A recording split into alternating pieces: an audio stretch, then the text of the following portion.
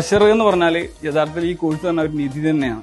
നമ്മൾ ലൈഫിൽ ഒരൊറ്റ തവണ കിക്ക് കിട്ടിക്കഴിഞ്ഞാൽ ലൈഫ് ലോങ് കൊണ്ടുപോകാൻ പറ്റുന്ന ഒരു നിധിയാണ്. എൻ്റെ 30 ഗോളുകളിൽ ഓൾമോസ്റ്റ് എല്ലാം അച്ചീവ് ആയിട്ടുണ്ട്. ഇനിയുള്ളത് എന്ന് പറഞ്ഞാൽ കുറച്ച് ഗോളുകളുണ്ട്, ഇപ്പോൾ അവിടെ പറയുന്നില്ല. എന്നാലും അതും അടുത്ത് തന്നെ അച്ചീവ് ആകും. കാരണം അതിലുള്ള എല്ലാ വഴികളും ഞാൻ വിചാരിക്കാത്ത രീതിയിൽ ഓപ്പണായി വന്നുകൊണ്ടിരിക്കുകയാണ്.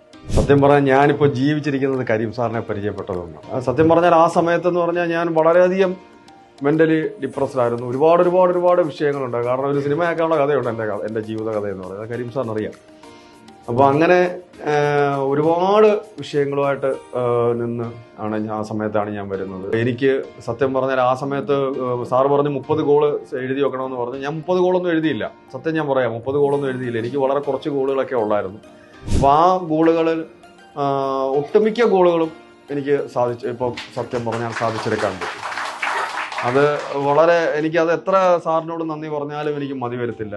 ഞാൻ ഇതിൽ വന്നതിന് ശേഷം എനിക്കുണ്ടായൊരു മാറ്റം എന്ന് പറഞ്ഞാൽ ചെറുതൊന്നല്ല. എൻ്റെ ജീവിതം തന്നെ മാറ്റിമറിച്ച് എല്ലാ മേഖലയിലും എല്ലാ രീതിയിലും എന്നെ മാറ്റിയത് ഈ ഹാപ്പി പാർക്കിൽ എത്തിയതിന് ശേഷമാണ്. ഞാൻ ട്രഷർ കോഴ്സിൽ പങ്കെടുത്തതിന് ശേഷം വളരെ മാറ്റങ്ങൾ ഉണ്ടായിട്ടുണ്ട്. അപ്പോൾ ഞാൻ റിലേഷൻഷിപ്പ് വേണ്ടിയിട്ടാണ് ആദ്യം ഗോൾ സെറ്റ് ചെയ്ത് വെച്ചത്.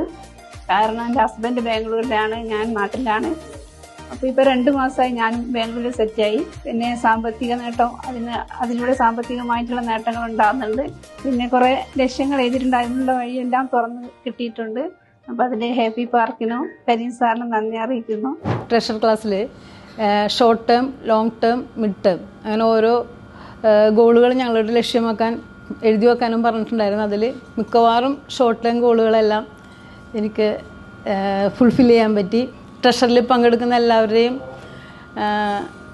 ലക്ഷ്യങ്ങളെല്ലാം ഫുൾഫില്ലാവും എന്നുള്ളത് ഞാൻ അവർക്ക് വേണ്ടി പ്രാർത്ഥിക്കുന്നു.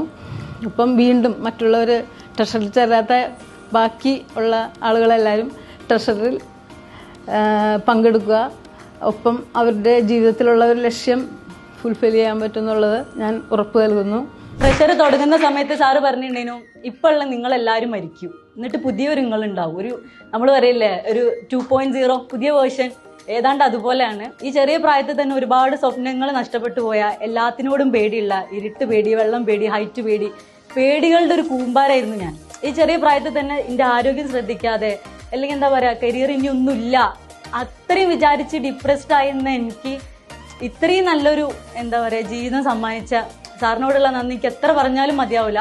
അപ്പോൾ ഞാനിങ്ങനെ ആലോചിക്കും, സാർ എന്തിനാ അതിന് ട്രഷർ എന്ന് പേരിട്ടെന്ന് ഞാൻ ആലോചിക്കും. കാരണം മലയാളത്തിൽ നിധി എന്നാണല്ലോ.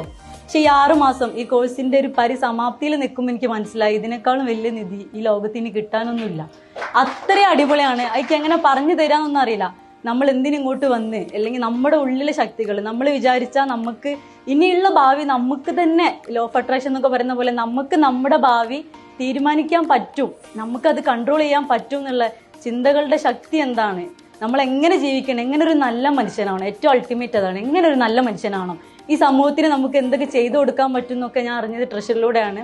നമ്മൾ അഭിനേതാക്കളാണ്. ജീവിതമാകുന്ന നാടകത്തിൽ അഭിനയിച്ച് തീർക്കാൻ വന്ന, ഓരോ റോളും അഭിനയിച്ച് തീർക്കാൻ വന്ന അഭിനേതാക്കളാണ് നമ്മളെല്ലാവരും. ആ ഒരു റോൾ വളരെ മനോഹരമായി അഭിനയിച്ച് തീർക്കുകയാണ് നമ്മുടെ എല്ലാവരുടെയും കർത്തവ്യം.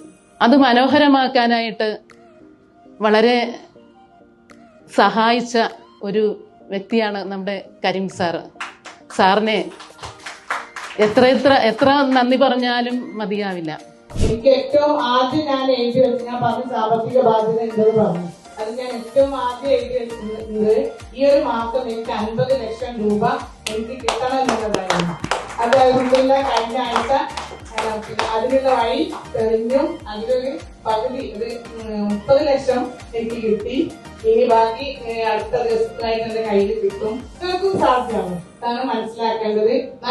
ഇവിടെ എങ്ങനെയെങ്കിലുമൊക്കെ ജീവിച്ച് മരിച്ചു പോവുക എന്നുള്ളതല്ല നമ്മുടെ ഒന്നും ഉദ്ദേശം.